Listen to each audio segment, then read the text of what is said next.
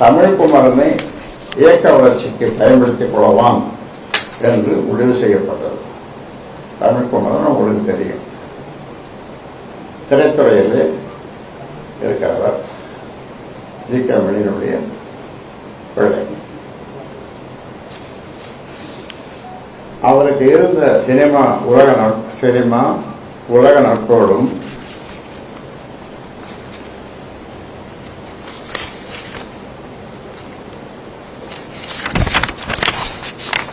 விளம்பரமும் பொருளாதாரமும் இயக்கத்திற்கு பயன்பட்டு இயக்கம் வளரும் என்ற முடிவுக்கு தடையாக நின்று அதை நிராகரித்தார்.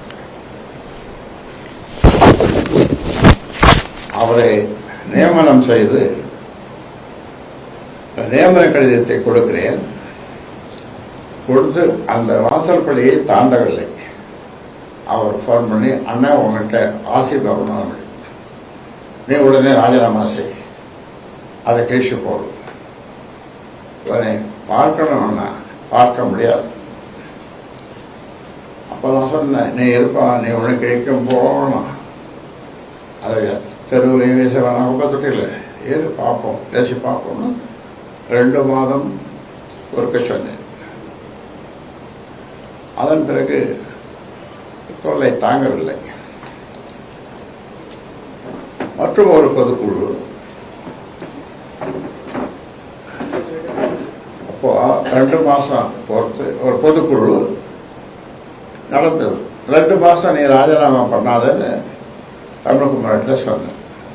இங்கே ஒரு பொதுக்குழு நடந்தது சங்கமித்திராவில். அந்த பொதுக்குழுவுக்கு அவரும் அவருடைய மனைவியும் குழந்தைகளும் புதுச்சேரி உணவு விடுதியிலே இரவே வந்து தங்கிவிட்டார்கள். எனக்கு காலையில் 7:30 மணிக்கு பல் துளைக்கிட்டு இருந்தேன். அப்போ 5 மணி ஃபோன் செய்து, தமிழ்குமரன் அந்த கூட்டத்திற்கு வரக்கூடாது,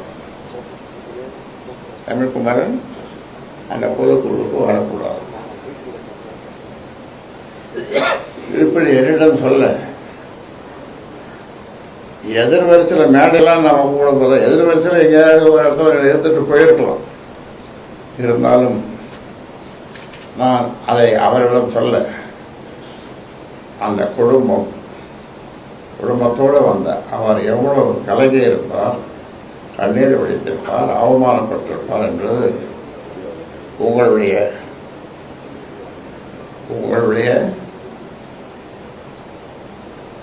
என்ன சொல்றது